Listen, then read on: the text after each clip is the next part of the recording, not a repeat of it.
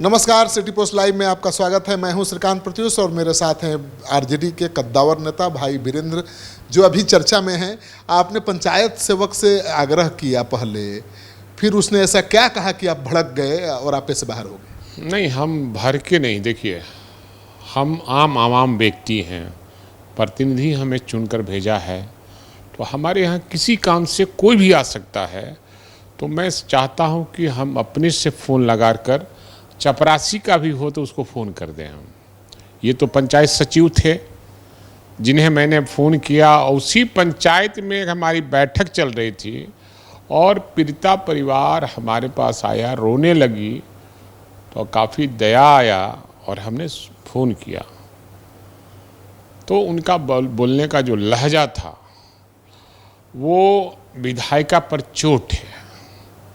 और जितने भी जो सत्ता पक्ष के विधायक हैं या कार्यकर्ता हैं, नेता हैं, जिस तरह की बात बोल रहे हैं कि उनको वीडियो को फ़ोन करना चाहिए, उनको ज्ञान नहीं है कि विधायक जो बन जाता है जनता का प्रतिनिधि होता है, और प्रतिनिधि का काम है सबका सहज उपलब्ध रहना और किसी को भी फ़ोन कर देना। मैं तो गाली नहीं दिया उसमें। आपने कहा कि जूता से मारेंगे। वो गाली नहीं, वो तो आम बोल चलने की भाषा है। तो आप भी गांव में बोलते हैं, अरे फलनामा ऐसे, फलना ऐसे। वो तो बोलने चलने का भाषा है। आधार बना रहा है आप पर एसटी एक्ट के तहत केस कर। नहीं, वो उसको ज्ञान की कमी है। जो लोग भी SC ST का केस किए हैं, SC ST के जिसके साथ होगा रियली में घटना, शायद उसके साथ दुरुपयोग किया जा रहा है ना। इस एक्ट का दुरुपयोग हो रहा है। एकदम एक्ट का दुरुपयोग लोग कर रहे हैं। नौकरी कर रहा सरकारी कर्मचारी है, उसको इस एक्ट का क्यों लाभ लेना चाहिए? हमने कभी जानते भी नहीं थे कि किस जाति का कौन कर्मचारी है। ये हमारा हक नहीं है जानना कि किस जाति का कौन कर्मचारी है। हमारा काम है कि विधायक हैं तो हम किसी को भी काम करने के लिए कहेंगे। और पीड़िता परिवार के जब आंसू जब गिर रहे थे, तो आप भी देखेंगे तो पता चलेगा कि हाँ आखिर है क्या मामला। 25 साल की लड़की है, विधवा है, रिश्वत मांगी जा रही थी, तो बोला है। और जितना लोग कानून पढ़ा रहे हैं, एगो जदयू सरकार के सरकारी आदमी लोग हैं, वो पढ़ा रहे हैं कि उनको PO को व्हाट्सअप करना चाहिए। तो साला इतना काम करेगा, व्हाट्सअप करेगा, तब तक तो काम बिगड़ जाएगा।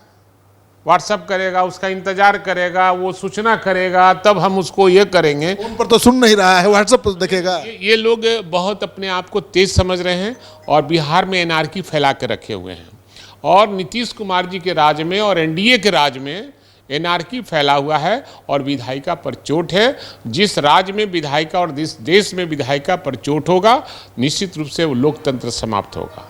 ऐसे तो कोई भी सरकारी कर्मचारी को कोई विधायक फोन ही नहीं करेगा, क्योंकि वो तो मुकदमा कर देगा कि हमको भाई गाली दिए। अब हम उससे वो अलग व्यक्ति हैं। हम तो किसी के लिए आज भी फ़ोन करने को तैयार हैं। मैं अब हमेशा करता रहूँगा। जनता का मैं प्रतिनिधि हूँ। जनता के हर काम का, अच्छे काम का फ़ोन करके किसी पदाधिकारी कर्मचारी को मैं कहने का काम करूँगा। जिस तरह से केस करा विधायक पर, जिस तरह से बात किया उन्होंने। देखिए ना, अभी विधायिका पर कैसे चोट हुआ। अभी घटना परसों की है। जो हमारे दल से जीतकर और सत्ता पक्ष में जो गए हैं, उनके साथ भी, उनके परिवार के साथ भी तो वही घटना घटी है ना। उनको तो मारपीट हुआ है, धक्का मुक्की हुआ है। अब सरकार जवाब दे कि विधायिका पर चोट क्यों। क्या आप MLC चुनकर आते हैं और मुख्यमंत्री हो जाते हैं? आप जनता के प्रतिनिधि तो हैं नहीं। हम जनता के डायरेक्ट प्रतिनिधि हैं और हमारे चुने हुए आप हैं। जो MLC अगर उनमें थोड़ा भी राजनीतिक है कि जनता के नुमाइंदे हैं, तो जनता के नुमाइंदे वो नहीं हैं। वो तो बैकडोर से आते हैं और मुख्यमंत्री बन जाते हैं। राज्यसभा मेंबर हो, विधान पार्षद हो, अगर ये भाषा और इनकी सरकार में इस तरह की बातें हो रही है तो निश्चित रूप से एनार्की है। और जब से NDA सरकार केंद्र में बनी है, NDA सरकार बिहार में बनी है, और लोकतंत्र खतरे में पड़ गया है। विधायिका पर चोट हो रहा है।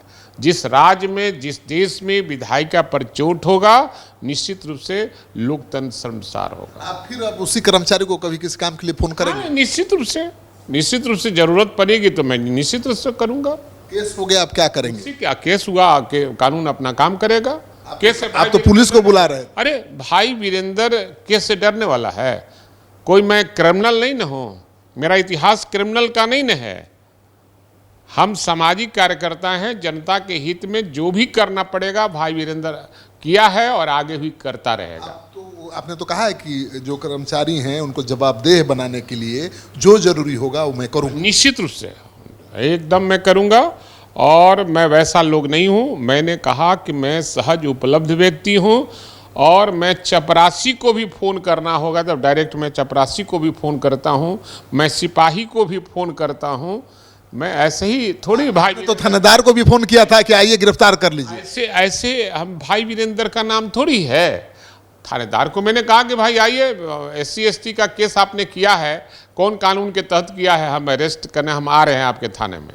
तो कहा कि नहीं सर ऐसा नहीं कीजिए सर, हमारी नौकरी चल जाएगी, ये हुआ वो हुआ, बस तरह की बातें हैं।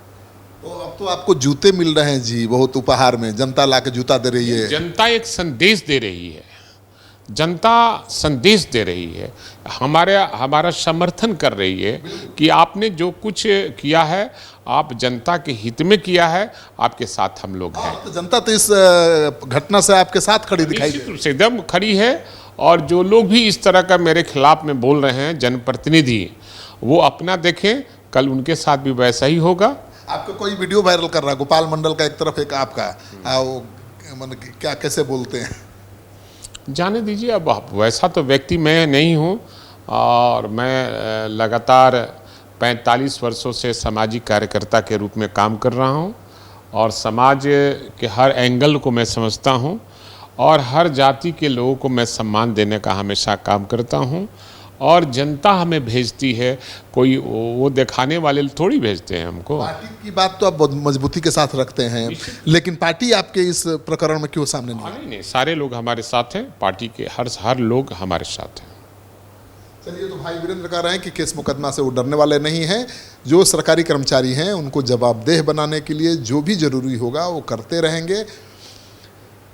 आपको इनका ये इंटरव्यू अच्छा लगे तो खूब शेयर करिए, कमेंट बॉक्स में जाइए, अपनी राय भी दीजिए। आपका सहयोग समर्थन सिटी पोस्ट के लिए बहुत मायने रखता है।